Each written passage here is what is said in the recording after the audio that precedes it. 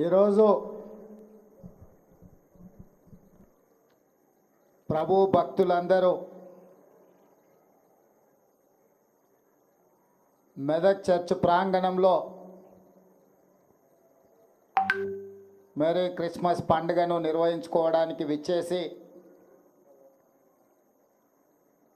100 సంవత్సరాలు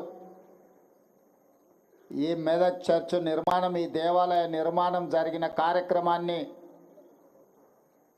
అద్భుతంగా నిర్వాహకులు నిర్వహించిన ఈ కార్యక్రమంలో కాంగ్రెస్ పార్టీ తెలంగాణ అధ్యక్షులు, సహచర మంత్రివర్గ సభ్యులు, పార్లమెంట్ సభ్యులు, శాసనమండలి సభ్యులు, శాసనసభ్యులు, మత ప్రవక్తలు, ప్రభు భక్తులందరూ కూడా వేలాదిగా ఇక్కడికి తరలి వచ్చి ఈ శుభకార్యంలో పాల్గొన్న ప్రతి ఒక్కరికి క్రిస్మస్ శుభాకాంక్షలు నేను తెలియజేస్తున్నా మీ అందరికీ, భక్తులందరికీ.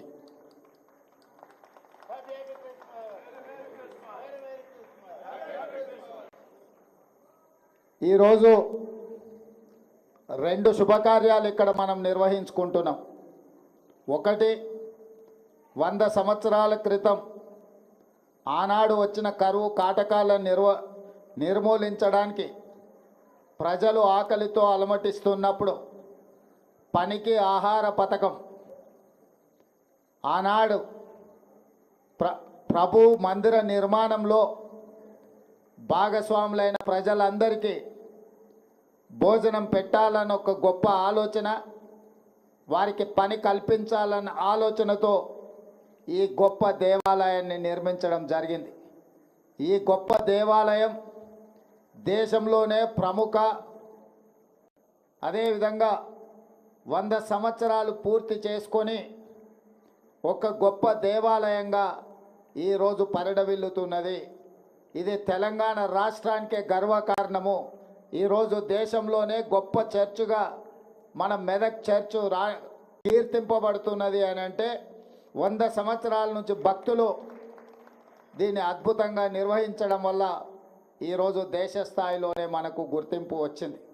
అలాంటి 100 సంవత్సరాలు పూర్తి చేసుకున్న దేవాలయాన్ని భవిష్యత్తులో ఇంకా అద్భుతంగా నిర్వహించడానికి, అద్భుతంగా తీర్చిదిద్దడానికి ప్రభుత్వం దగ్గరికి స్థానిక శాసనసభ్యులు మైనంపల్లి రోహిత్, అదేవిధంగా మిత్రులు మైనంపల్లి హనుమంతరావు గారు నా దృష్టికి తీసుకొస్తే తప్పకుండా ఈ దేవాలయానికి సంబంధించిన ఎన్ని అవసరమైతే అన్ని నిధులను విడుదల చేయాలని మంత్రివర్గ సహచరుల అండతో, వారందరి సహకారంతో ఈరోజు నిధులను విడుదల చేయడం జరిగింది. ఈ చర్చికి నాకు గొప్ప సంబంధము, అనుబంధం ఉన్నది. నేను పిసిసి అధ్యక్షుడిగా ఉన్నప్పుడు ఇక్కడికి పర్యటన చేసి ఇక్కడ దర్శించుకొని ఆనాడు నేను స్పష్టంగా చెప్పెళ్ళిన భక్తులకు మళ్ళీ వచ్చే సంవత్సరం ముఖ్యమంత్రి హోదాలో ఈ చర్చకు తప్పకుండా వస్తాను, భక్తులందరూ ఆశీర్వదించండి, పేదల ప్రభుత్వాన్ని తెచ్చుకోండి, పేదలకు మేలు జరుగుతుంది, ప్రభు ఆశీర్వాదంతో పేదల ప్రభుత్వం ఏర్పాటు చేసుకొని ముఖ్యమంత్రి హోదాలో ఈ చర్చకు తప్పకుండా వస్తాను అని ఆనాడు భక్తులకు మాట ఇచ్చిన.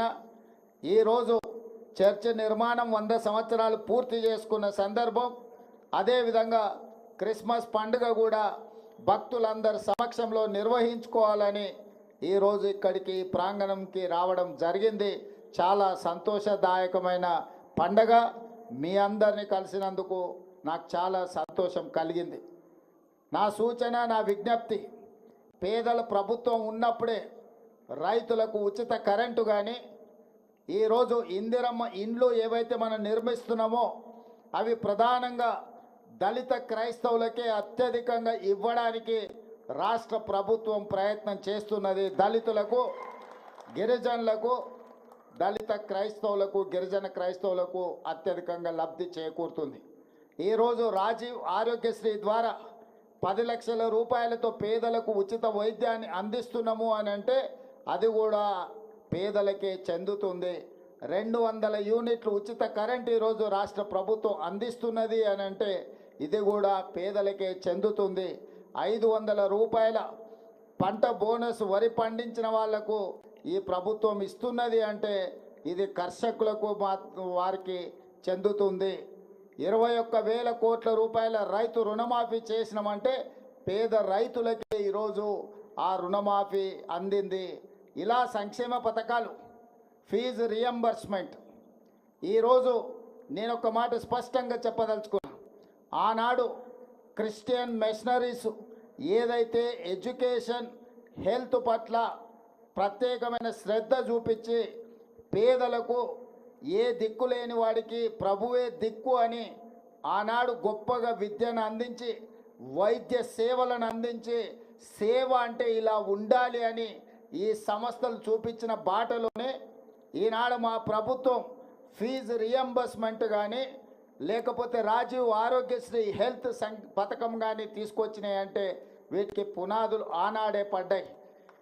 అదేవిధంగా ఈ మెదక్ చర్చ్ నిర్మాణం, పనికి ఆహార పథకం, కరువు వచ్చినప్పుడు తినడానికి ప్రజలు అలమటిస్తున్నప్పుడు ఆనాడు ప్రముఖులు ప్రజలని కాపాడడానికి వాళ్లకు భోజనం పెట్టి వాళ్లకు పని కల్పించి ఈ చర్చ్ నిర్మాణం జరిగింది.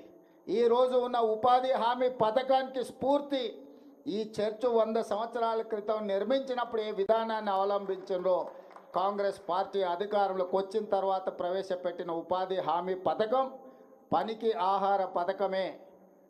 ఇవన్నీ మంచి కార్యక్రమాలు, సంక్షేమ పథకాలు రాష్ట్రం అభివృద్ధి పదం వైపు నడిపించడానికి ఆ ప్రభువు నుండి భక్తుల నుండి సంపూర్ణమైన ఆశీర్వాదం నా మంత్రివర్గం కోరుకుంటుంది. మీ అందరి ఆశీర్వాదం ఉండాలి. ఈ ప్రభుత్వం 10 కాలాల పాటు వర్ధిల్లాలి. పేదల సంక్షేమ పథకాలు ఇచ్చిన మాట ప్రకారం అమలు చేస్తూ మన రాష్ట్రాన్ని అభివృద్ధి పదం వైపు నడిపించడానికి మీ అందరి సహకారం ఉండాలి. మెదక్ జిల్లా అభివృద్ధి విషయంలో, ఈ ప్రాంత అభివృద్ధి విషయంలో ప్రభుత్వం చిత్తశుద్ధితో ముందుకు వెళ్తుంది. ఈ జిల్లాకు సంబంధించి ఏ విషయాలు ఉన్నా పెద్దలు దామోదర్ రాజనరసింహ గారు, అదేవిధంగా ఇన్ఛార్జ్ మంత్రివర్యులు కొండా సురేఖ గారు మీకు అందుబాటులో ఉంటారు. తప్పకుండా ఏ అవసరం ఉన్నా కూడా ఈ ప్రభుత్వము ప్రజల యొక్క అవసరాలు తీరుస్తుందని తెలియజేస్తూ మళ్ళీ ఒక్కసారి హ్యాపీ క్రిస్మస్ శుభాకాంక్షలు మీ అందరికీ తెలియజేస్తూ సెలవు తీసుకుంటున్నాను. అదేవిధంగా ఈ నూతన సంవత్సర శుభాకాంక్షలు మీ అందరికి కూడా, భక్తులందరికీ కూడా తెలియజేస్తున్నాను. ధన్యవాదాలు మిత్రులారా.